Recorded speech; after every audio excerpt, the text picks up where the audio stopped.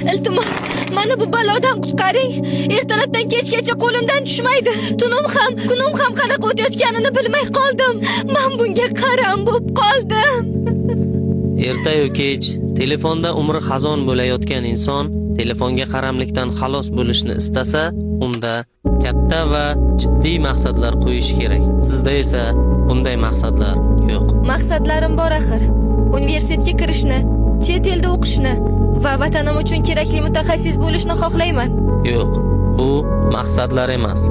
Bular shunchaki orzu istaklar. Orzularga harakat qilinmaydi. Maqsadlarga esa har kuni reja asosida harakat qilinadi. Siz ham orzularingizni maqsadlarga aylantiring. Shunda telefonga vaqtingiz qolmaydi yoki telefon maqsadlaringiz yo'lidagi bir vositaga aylanib qoladi.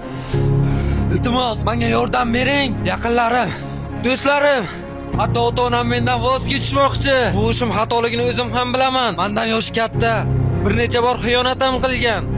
Lekin nima qilay? O'rganib qolganman axir. Siz nafsingiz bilan kurashishingiz kerak.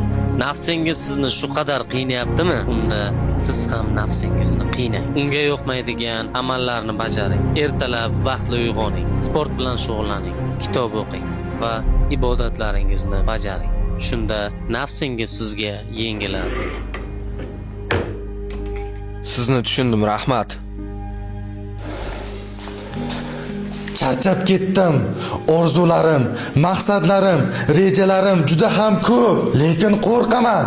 Odamlar nima deydi degan qo'rquv meni tinch qo'ymaydi. Qo'lim hech bir ishga bormaydi.